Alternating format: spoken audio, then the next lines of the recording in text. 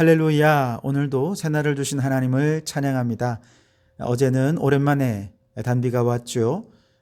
이 단비가 메마른 땅을 촉촉히 적시듯이 이 아침 성령의 단비가 내려서 우리의 메마른 심령을 적시는 복된 하루가 되기를 바랍니다. 이 시간 우리에게 주시는 하나님의 말씀은 요한계시록 17장 1절에서 18절까지 좀 긴 말씀이지만 봉독해 드리도록 하겠습니다. 또 일곱 대접을 가진 일곱 천사 중 하나가 와서 내게 말하여 이르되 이리로 오라. 많은 물 위에 앉은 큰 음녀가 받을 심판을 내게 보이리라. 땅의 임금들도 그와 더불어 음행하였고 땅에 사는 자들도 그 음행의 포도주에 취하였다 하고 그 성령으로 나를 데리고 광야로 가니라. 내가 보니 여자가 붉은 빛 짐승을 탔는데 그 짐승의 몸에 하나님을 모독하는 이름들이 가득하고 일곱 머리와 열 뿔이 있으며 그 여자는 자주빛과 붉은빛 옷을 입고 금과 보석과 진주로 꾸미고 손에 금잔을 가졌는데 가증한 물건과 그의 음행에 더러운 것들이 가득하더라. 그의 이마에 이름이 기록되었으니 비밀이라 큰 바벨론이라 땅의 음녀들과 가증한 것들의 엄이라 하였더라.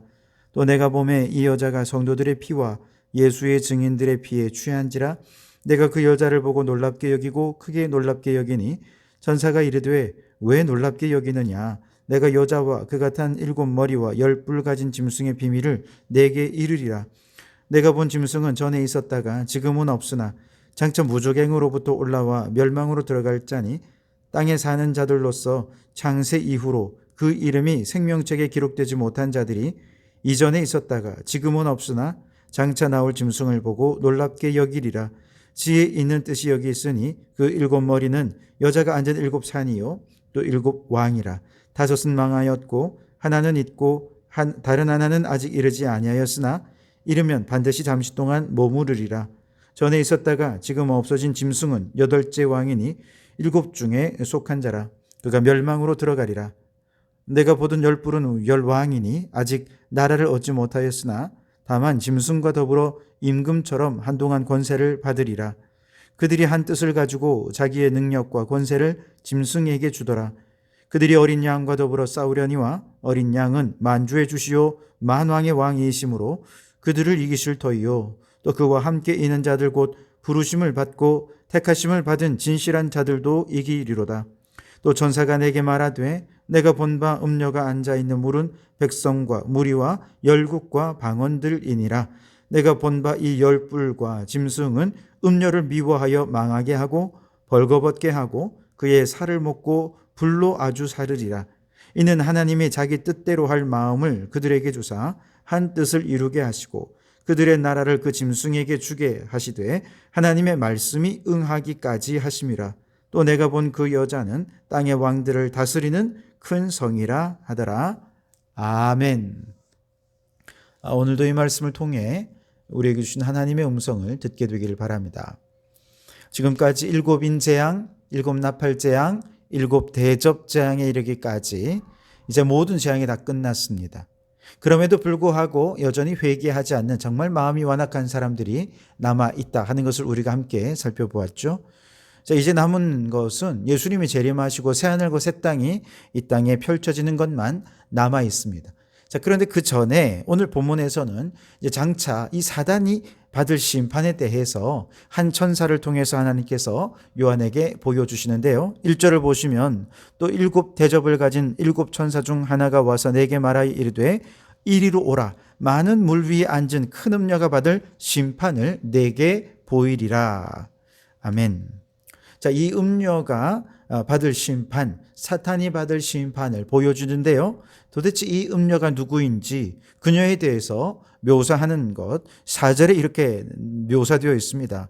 그 여자는 자주빛과 붉은빛 옷을 입고 금과 보석과 진주로 꾸미고 손에 금잔을 가졌는데 가증한 물건과 그의 음행에 더러운 것들이 가득하더라. 그의 이마에 이름이 기록되었으니 큰 비밀이라 큰 바벨론이라 땅의 음녀들과 가증한 것들의 엄이라 하였더라. 아멘.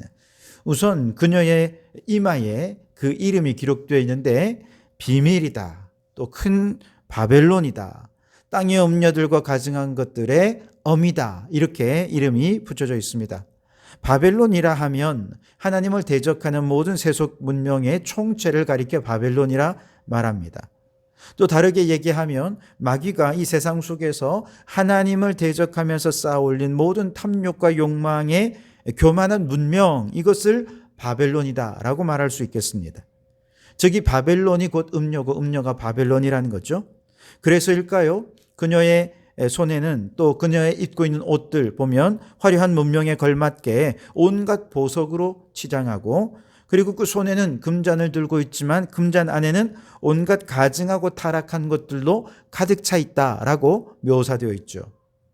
또한 그녀는 땅의 음녀들과 가증한 것들의 어미라 그렇게 소개되어 있습니다.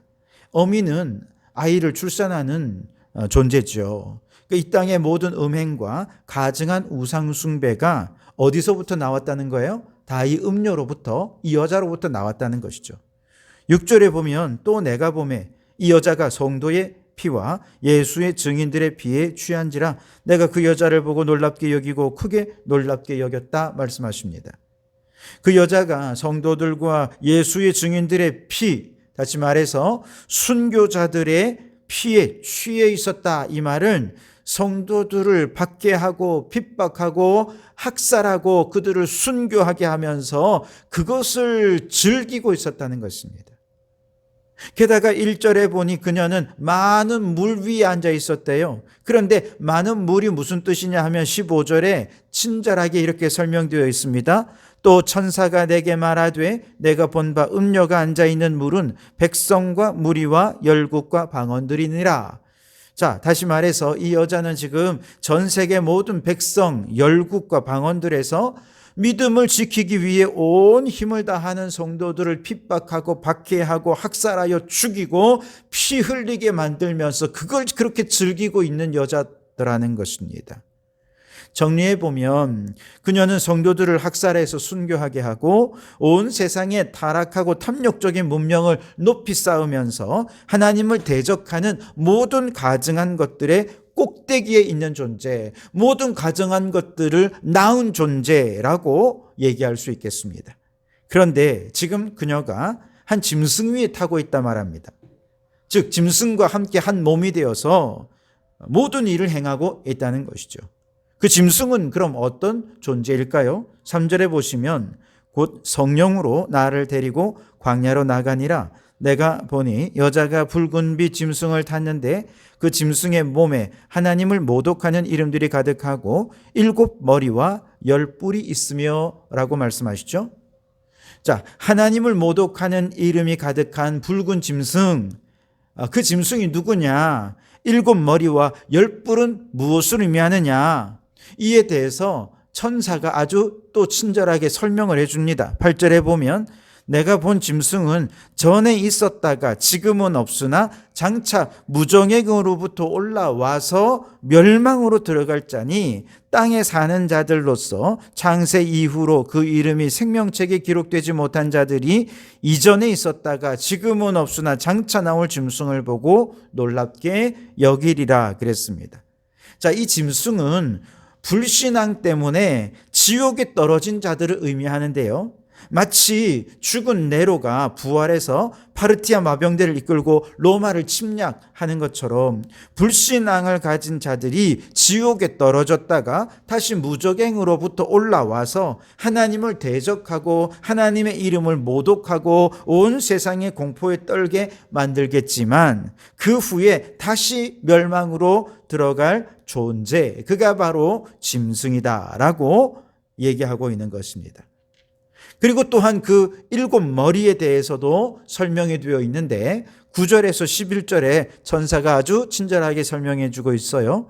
지혜 있는 뜻은 여기 있으니 그 7 여자는 7 머리는 여자가 앉은 7 산이요 또 7 왕이라 5은 망하고 하나는 있고 다른 하나는 아직 이르지 아니하였으나 이르면 반드시 잠시 동안 머무르리라. 전에 있었다가 지금 없어진 짐승은 8째 왕이니 7 중에 속한 자라. 그가 멸망으로 들어가리라. 아멘. 자, 여기 이 짐승은 7머리가 있는데 7머리는 여자가 앉은 7산 혹은 7왕이다 그렇게 말하죠. 이 7왕들은 여자에 의해서 지배를 받아서 자신의 권세를 가지고 하나님을 대적해서 세상을 악하게 만들어가는 존재들을 의미하는 것이죠. 그런데 7왕 중에 5은 망하고 하나는 있고 하나는 아직 이르지 않았다라고 얘기합니다. 이건 무슨 뜻입니까? 과거 묵신문학에 보면 완전수인 7을 이렇게 5, 1, 1 이렇게 수를 좀 배분하면서 어떤 메시지를 전하고 싶은 그런 묵신문학의 하나의 특징인데요. 5은 망했고 하나는 있고 하나는 아직 이르지 않았다. 그 말은 이제 곧 하나가 올 거라는 거예요. 5은 이미 망해버렸고 하나가 있긴 한데 이제 얘도 끝날 거고 그리고 이제 곧 하나가 오긴 오는데 다시 새롭게 일으게 되는 그 존재도 잠시 머물다가 죽을 존재라는 것이죠. 다시 말해서 이 얘기를 통해서 그냥 7 그러면 좀 막연한데 이제 하나밖에 안 남았잖아요. 그만큼 종말이 임박했다라고 하는 것을 말해주고 있습니다. 11절에 전에 있었다가 지금 없어진 짐승은 8째 왕이니 7 중에 속한 자라 그가 멸망으로 들어가리라. 자, 5은 망했고 하나는 있고 하나는 아직 이르지 않았는데 오더라도 잠시 있다가 금방 죽을 것입니다. 바로 그 존재가 이제 지나간 다음에 죽은 다음에 그 다음에 8째 왕이 나타나게 될 텐데 이 8째 왕의 존재는 원래 이 7 왕들 중에 하나가 죽었다가 다시 살아나서 8째 왕이 될 거라는 거예요. 전에 있었다가 지금은 없어진 짐승 그들이 다시 살아나서 그들 중에 하나가 8째 왕이 될 것이라 라고 말합니다. 이건 무슨 말이냐? 이 8째 왕은 예수님께서 죽으셨다가 다시 부활하신 것을 모방하는 그런 존재라는 것이죠. 그래서 세상을 미혹한다는 것입니다. 이 8째 왕은 역사상에 일어났던 모든 적그리스도 세력들 중에 하나인데 그가 다시 나타날 때는 모든 짐승들 가운데 진짜 짐승이고 모든 짐승의 실체로서 나타나게 될 것입니다. 그리고 그 머리에는 7뿔이 있다 그랬습니다. 12절 13절에 보면 내가 보던 10뿔은 10왕이니 아직 나라를 얻지 못하였으나 다만 짐승과 더불어 임금처럼 한동안 권세를 받으리라. 그들이 한 뜻을 가지고 자기의 능력과 권세를 짐승에게 주더라. 자, 10뿔도 10왕을 말하는 것인데 이 10왕은 어떤 존재냐? 장차 그리스도 재림 이전에 출현할 막강한 힘을 가진 짐승 그 적그리스도에게 복종해서 하나님을 대적할 이 세상의 권력들을 의미하는 것입니다. 그런데 이들이 받은 권세는 한정된 짧은 기간 동안의 권세를 가진 자들입니다. 이 권세를 가진 왕들이 자신들이 가진 권세를 누구에게 주느냐? 이 짐승에게 부여해 준다는 것이죠. 왜요? 어린 양과 싸우도록 하기 위해서입니다. 자, 정리해보면 종말의 때에 막강한 세상의 권세를 가진 10왕과 10뿔들은 온 세상을 타락하게 만들어서 종말을 앞당길 존재들입니다. 이들이 한 뜻으로 모든 권세를 짐승에게 이양해서 하나님의 군대와 대전쟁인 아마겟돈 전쟁을 준비하게 한다 하는 내용이죠. 14절에 보니까 이제 그 전쟁이 펼쳐집니다. 그들이 어린 양과 더불어 싸우려니와 어린 양은 만주의 주시요 만왕의 왕이심으로 그들을 이기실 터이요. 또 그와 함께 있는 자들 곧 부르심을 받고 택하심을 받은 진실한 자들도 이기리로다. 아멘. 모든 세상의 열왕들로부터 권세를 이양받은 이 짐승이 만주의 주 만왕의 왕이신 어린 양과 종말론적인 대전쟁을 치르게 되는데 이 전쟁의 승자는 당연히 예수 그리스도이십니다. 어린 양 예수님께서 승리하십니다. 뿐만 아니라 예수님과 함께 있는 모든 사람들, 부르심을 받고 택함을 받은 모든 성도들도 예수님의 승리, 내 승리로 받아 누리게 될 것이라는 것입니다. 자, 이렇게 해서 예수님의 승리로 모든 것이 끝이 났는데 갑자기 그 짐승과 한 몸이 되어서 짐승을 타고서 어린 양과 대적했던 음녀를 짐승들이 미워하기 시작합니다. 16절에 보세요. 내가 본 바 이 열불과 짐승은 음녀를 미워하여 망하게 하고 벌거벗게 하고 그의 살을 먹고 불로 아주 사르리라 그랬습니다.